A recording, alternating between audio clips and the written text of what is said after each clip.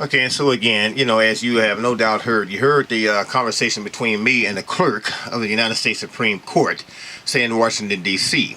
And again, this here was still stemming from, say, the 2010 case, because when I had to unfortunately file a complaint against the federal judge, Gary A. Feener, because he refused to uphold the rights and the laws and things concerning summary judgment of the federal rules of civil procedures and federal laws and so forth, and how that evidence was strongly presented against General Mills and the union and them around up over here in my 3 books, as well as other documents and things that he and the district court had intentionally left off the civil docket sheet.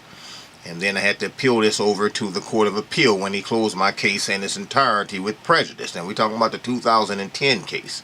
And then immediately after that, well, General Mills and the union and lawyers and all their attorneys all together collaborated and alleged and lied, saying that I didn't file in a timely manner. And then the judge, he had closed my case in its entirety with prejudice, and that resulted in me having the United States Court of Appeal to give me a form right to file a complaint against him, and that immediately brought my case that the United States Court of Appeals had pending at that particular time to be closed and dismissed. And then from that, it went to the United States Supreme Court. So I had followed protocol in the judicial system from the lowest court all the way up to the United States Supreme Court. And so you just got through hearing what the United States Supreme Court clerk had to say about this matter. They didn't want to hear it, basically, regardless of what. And speaking about the United States Supreme Court, these are the United States Supreme Court rules, as you see here. And I want to just take a brief look at some of this matter here concerning to what the United States Supreme Court rules had to say about this matter, and concerning, attorneys. Looking at this briefly right here, and the United States Supreme Court rule, let me see what it says here, 5. Let me get this up over here. Okay, here we go. I have to make sure I get this page up here right. Yeah, this United States Supreme Court Rule 5 and 4 concerning, attorneys and their oath. And it reads here, concerning each applicant shall sign and say the following oath or affirmation. Okay, I blank, whoever the attorney is, do solemnly swear or affirm that as an attorney and as a counselor of this court, I will conduct myself uprightly and according to law, and that I will support the Constitution of the United States. These attorneys, lawyers, judges, and things involved in this case around here, those who are aiding in the conspiracy, along with what General Mills and all of them is involved in around here, well, they certainly didn't follow this rule here and their oath of office. And another thing here concerning the United States Supreme Court, I was looking at here, the United States Supreme Court Rule 28, where it's regarding oral arguments in their in the briefs and things that we had to send up to them, how that oral arguments should emphasize and clarify, say, the written arguments in the brief on its merits.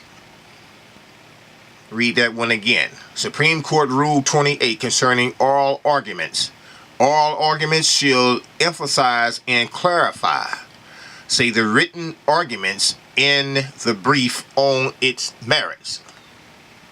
Now, you may have heard the United States clerk state that the United States Supreme Court, they didn't really close this case because of it lacked any merits. It's just that they didn't want to hear it. But according to Supreme Court Rule 28, the argument should be emphasized and clarified on the written arguments in the brief on its merits.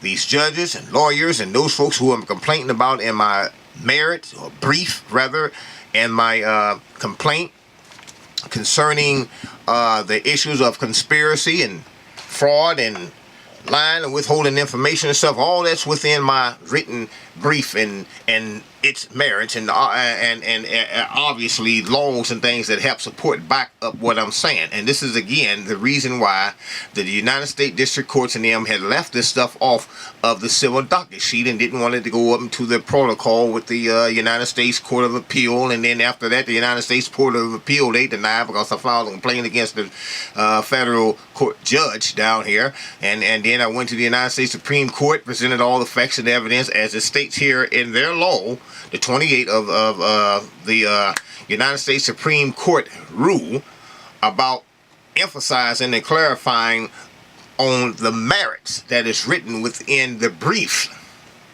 Well, guess what? Yeah, I guess it's really nothing to really guess about. For whatever reason, United States Supreme Court denied my writ of certiorari, and then when I appealed it, well, I was denied again, the rehearing. But yet their rule speaks about on their arguments in the brief. You know, and you want to hear it.